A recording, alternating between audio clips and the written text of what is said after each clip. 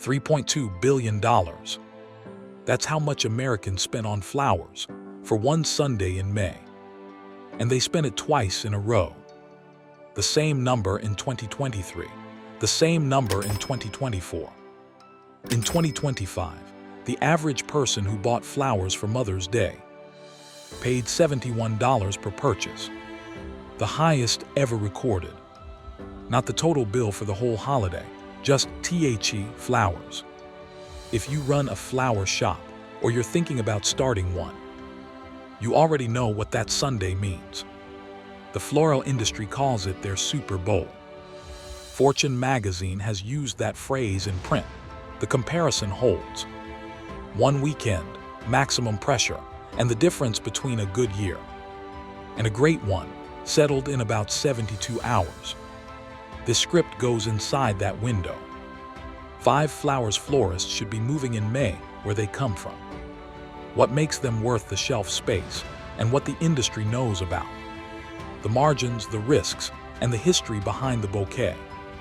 On your mother's kitchen table. The big picture. 1/4 of all flowers purchased in the United States in an entire year are bought during Mother's Day. Not 1/4 of May, 1/4 of the year. In a country where people buy flowers for Valentine's Day, weddings, funerals, and office lobbies, Mother's Day is the most important day for orchid sales. Ben Van Wingerden, CEO of Color Orchids, the largest orchid supplier in the United States.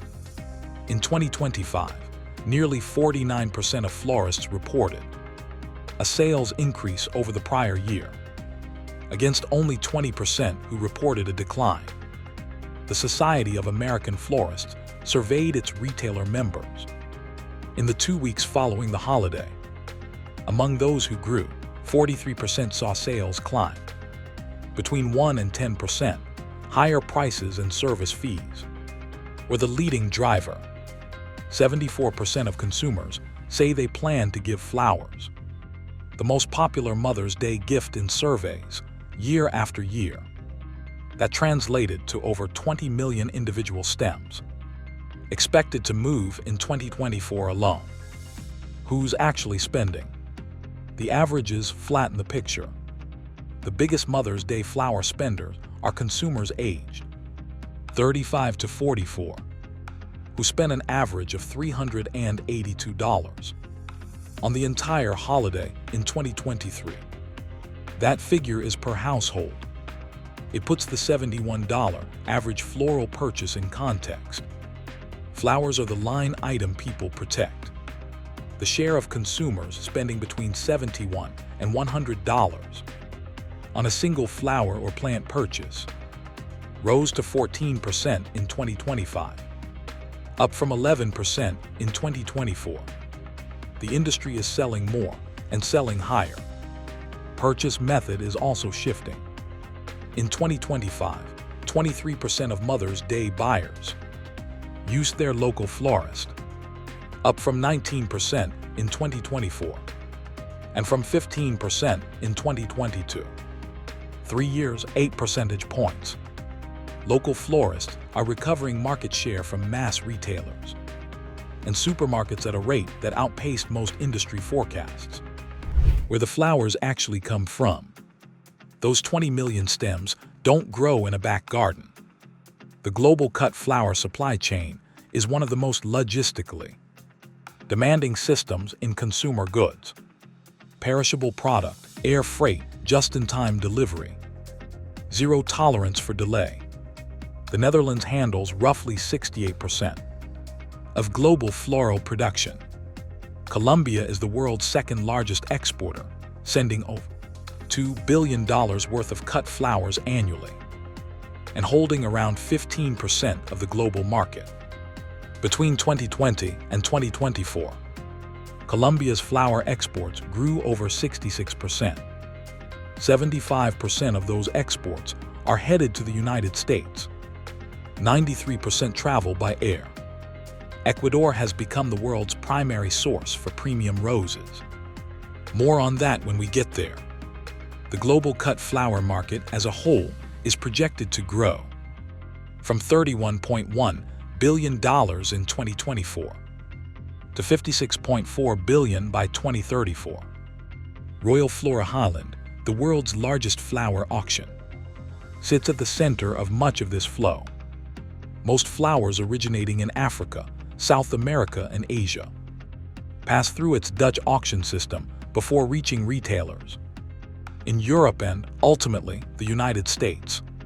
The 2025 tariff math.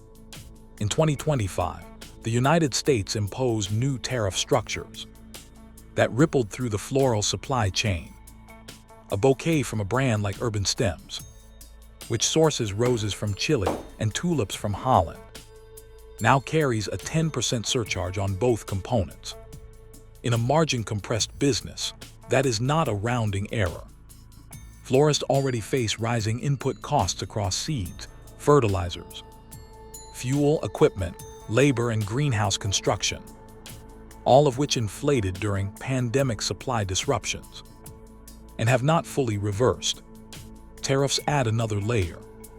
Urban Stems CEO Meenakshi Lalla publicly anticipated the company's most profitable Mother's Day ever, despite the new tariffs. Costs moved to the consumer, consumers paid them. The brand held its margin. Independent florists don't carry the same pricing power as national brands, but the consumer spending data suggests there is room in the market.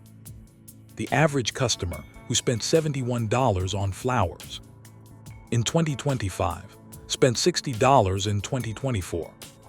That $11 increase exceeds any reasonable estimate of cost pass-through from a 10% tariff on a single bouquet. The consumer absorbed it. The question for florists is whether they captured it or lost it to the brands that planned ahead. One more number worth noting: in 2024, 67% of Mother's Day orders were placed within 24 hours of delivery. 1 in 3 placed same day. Late ordering compresses delivery logistics and leaves florists less time to manage supply. Tariff pressure makes that structural problem worse. The origin story. Anna Maria Jarvis was born in Grafton, West Virginia, on May 1, 1864. Her mother, Ann Reeves Jarvis, was a social activist who spent decades teaching Sunday school at Andrews Methodist Episcopal Church. She died in 1905. 3 years later, on May 10, 1908, Anna Jarvis arranged for 500 white carnations to be delivered to that church as a memorial. The same day, she organized a service in Philadelphia, attended by more than 15,000 people. 6 years later, she had persuaded President Woodrow Wilson to sign the proclamation making Mother's Day a national holiday, the second Sunday of May every year. By 1917, the floral industry had launched one of the most durable marketing campaigns in commercial history. Say it with flowers. That slogan has been generating revenue for over a century. The irony is worth knowing. Jarvis spent the last decades of her life furious at what the holiday had become. She fought openly against florists, card companies, and confectioners. Her words: "A printed card means nothing except that you are too lazy to write," to the woman who has done more for you than anyone in the world. She attempted to have Mother's Day rescinded when she died in 1948 in a sanitarium. A portion of her medical bills were reportedly paid by the florist she had spent her life opposing. That last detail is a legend, repeated across industry publications for 75 years. Never verified. The floral industry has kept it alive regardless. What kind of story an industry chooses to tell about itself is worth noting. The science of color. Which colors move fastest for Mother's Day is not a matter of preference. It's consumer research. The answer: pink, purple, and mixed bouquets combining. Hot pink, orange, and yellow. Lighter tones dominate: soft pink, pastel yellow, lavender. Vibrant purples and burgundies also perform well. Red is the outlier. Red florals, roses in particular, are strongly coded as romantic in North American consumer psychology. For Mother's Day, buyers actively avoid them. A mixed red and white bouquet reads differently than an all-pink arrangement. The color choice communicates something the buyer may not intend. Florists who front-load their Mother's Day displays with pinks, purples, and yellows, and who position red arrangements as Valentine's carryovers rather than Mother's Day picks, are working with the psychology, not against it. The most popular Mother's Day plants by industry data: gardenias, roses, azaleas, hydrangeas, and orchids. Roses and orchids appear in both the cut flower and potted plant categories. That's a straightforward opportunity. Show a customer the same flower in two formats, at two different price points and longevity levels. Flower 1, roses. Roses account for an estimated 45% of total Mother's Day flowers sold. Of those 20 million stems that moved in 2024, roughly 9 million were roses. The roses segment of the global cut flower market generated approximately $13.5 billion in 2024, more than any other flower. Rose-based products account for 65% of online floral orders. In the United States, in 2025, over 83 million rose stems are sold annually in the U.S. alone. Roses have been cultivated for 5,000 years. They are the official national flower of the United States. Congress made it official in 1986, and the official state flower of Georgia, Iowa, and New York. No other flower carries a wider cultural footprint. That footprint is marketing budget, pre-spent by 5 millennia of human history. For Mother's Day, color matters. Buyers trend toward lighter tones: pink, yellow. Red is for romance, pink is for gratitude, yellow is for warmth. Florists who understand that distinction move more units. Ecuador is the reason American florists can stock roses at scale. The country has built its entire agricultural export identity around the rose. Over 60 varieties cultivated for export. More than 1 million units shipped in 2024 alone, worth nearly $1 billion. That's a 23% increase since 2020. The combination of altitude, equatorial climate, and agricultural infrastructure produces stems with larger heads, stronger color, and longer vase life than most competing origins. The roses category is also growing online. E-commerce floral purchasing accelerated during the pandemic and has not fully reversed. For brick-and-mortar florists, that means national competition from brands with logistics infrastructure and marketing budgets most independent shops cannot match. The counter is straightforward. A customer who walks in picks the arrangement and knows the person who made it is buying something that cannot be replicated by a fulfillment center. Flower 2, PEONIES. Peonies have been cultivated in China since roughly 1000 BCE. They symbolize wealth, honor, prosperity, and romance. Large, ruffled, lightly scented. And they peak in late spring, exactly when florists need them. The global peony market was valued at $522 million in 2023. North America holds more than 40% of that. Demand is trend-driven in a way that almost no other flower matches. A single celebrity photographed with peonies in a magazine can trigger short-term supply shortages. Prices rise until growers can respond. For florists holding peony stock when that happens, the margins are significant. The growing trend of personalized floral arrangements, flagged in 2025 consumer surveys as a key driver of purchase intent, plays directly to peonies. Customers who want something beyond a standard bouquet Reach for them specifically because they don't look like everything else. They register as a deliberate choice. Call out direct practical. Scarcity window, late April through June in the US. Vase life, 5 to 7 days. Frame it for the customer as urgency, not limitation. These are available now and not for long. Peonies pair well with garden roses and ranunculus. In premium mixed arrangements, that bundling approach lifts average transaction value without requiring additional promotional effort. Stock them, price them accordingly. Flower 3, TULIPS. The Netherlands is responsible for roughly 90% of the global tulip supply. More than 3,000 cultivars, 15,000 hectares of Dutch farmland dedicated to tulip bulb cultivation. In 2023 alone, a 32% increase over the prior decade. Over 1.5 billion tulip bulbs were sold worldwide. That single year, the global tulip market was valued at $6.3 billion. In 2024, projected to reach $9.6 billion by 2033.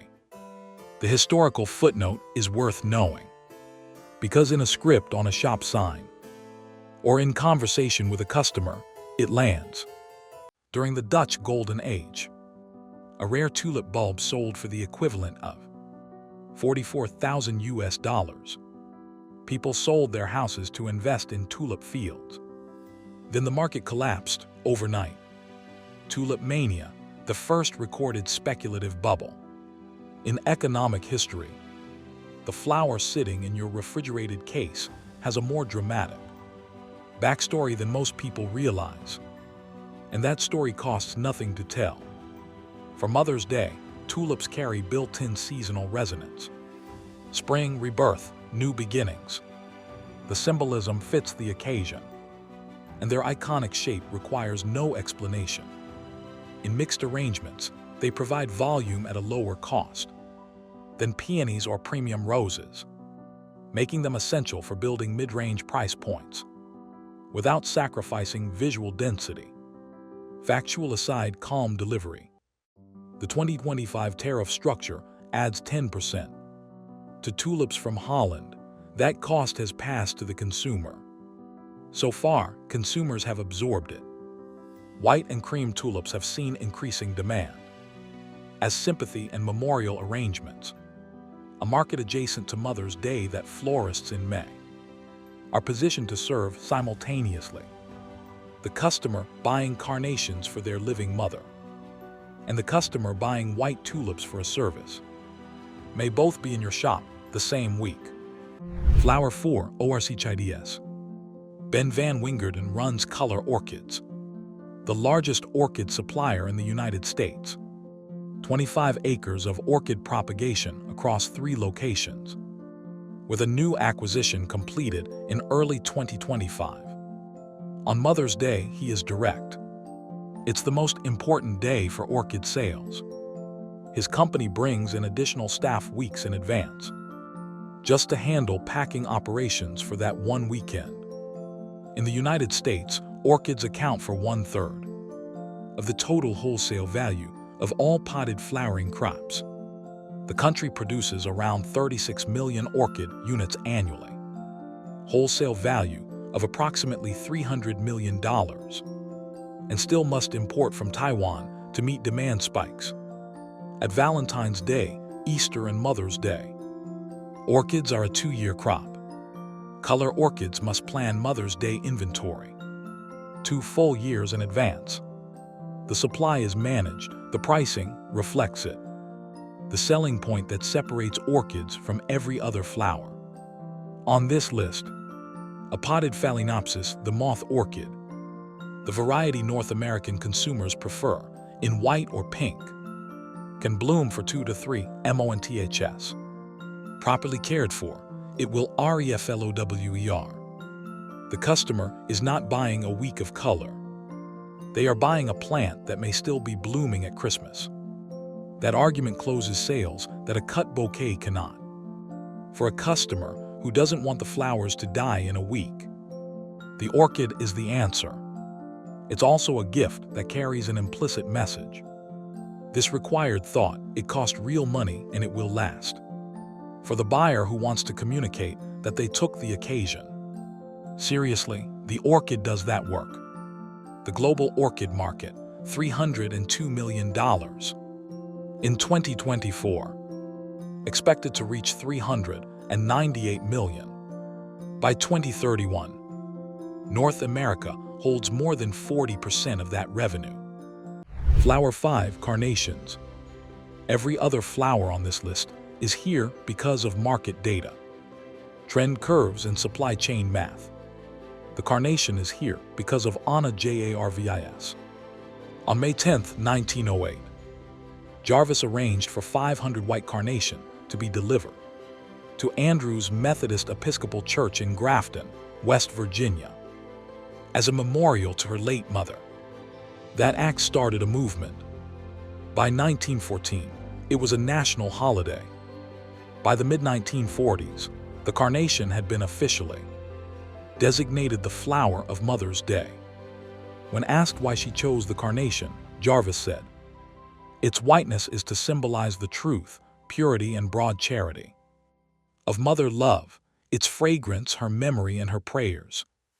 The carnation does not drop its petals, but hugs them to its heart as it dies.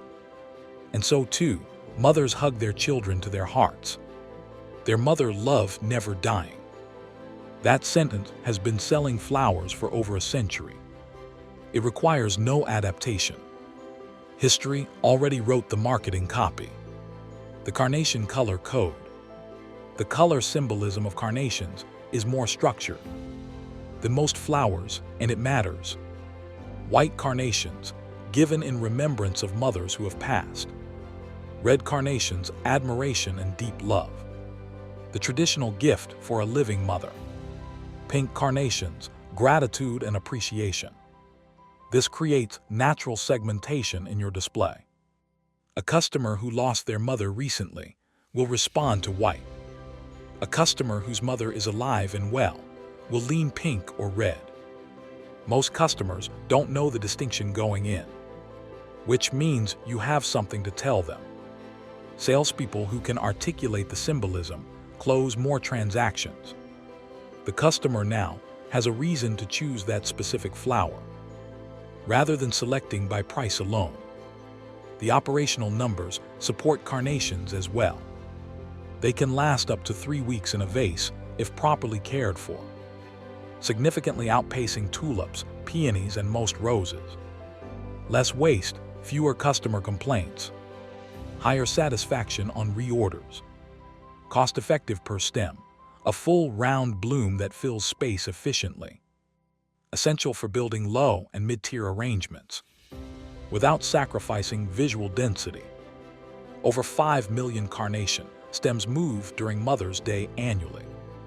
Widely cited as the second most popular flower in the global cut flower market after roses, and they serve a customer segment that every other flower on this list cannot. The person who walks in with $15 or $20 and means every cent of it. That customer exists. They are still a customer. Treat that transaction well, and they return. Building your price architecture. The 2025 consumer data supports a clear 3-tier segmentation. Budget arrangements, $25 to $50. Mid-range, $50 to $100. Premium, above $100. The share of buyers spending $71 to $100 increased to 14% in 2025. The floor is moving up. A practical framework. Use carnations and tulips as the structural base. For budget and mid-range offerings, add roses for the standard tier. Introduce peonies and premium orchids at the top. Potted orchids, which can be priced above cut arrangements due to their longevity. Offer a clean upsell at the point of sale for the same price as a large bouquet. This plant will bloom for 3 months. The trend toward personalized arrangements is an opportunity. to charge a service premium. A custom arrangement built around a customer's color preference, with a handwritten note on the symbolism of each flower, commands a higher price than a pre-made bouquet. The transaction takes longer, the margin is better, and that customer is more likely to return. The industry's trajectory. The U.S. floral gifting market was valued at $12.18 billion in 2024, projected to reach $16.81 billion by 2030. The global cut flower market is on track to nearly double, from $31 billion to $56 billion. Over the same decade, 3 trends are shaping where that growth lands.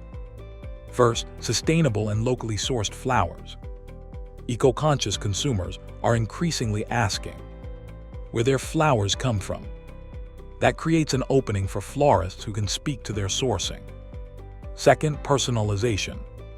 The mass-produced bouquet now competes against a customer who wants to tell a specific story with their purchase. Third, the local florist recovery. 15% local market share in 2022, 23% in 2025. That is a structural shift, not a seasonal fluctuation. 55% of consumers say they will buy flowers at the same rate going forward. 27% plan to buy more often. The market is not contracting.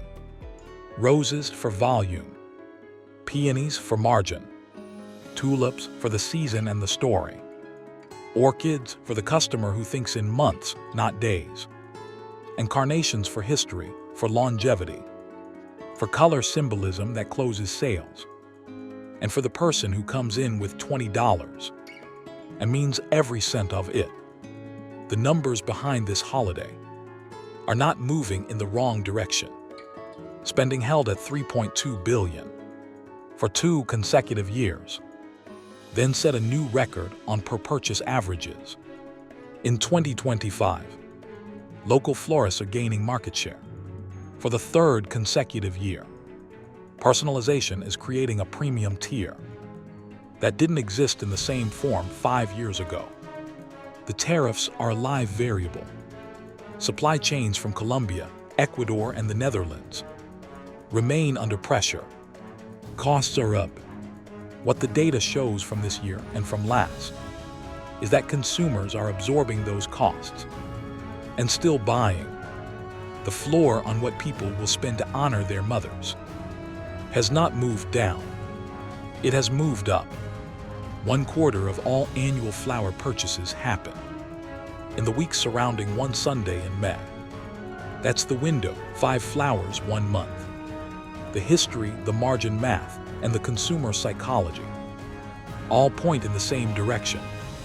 Plan accordingly.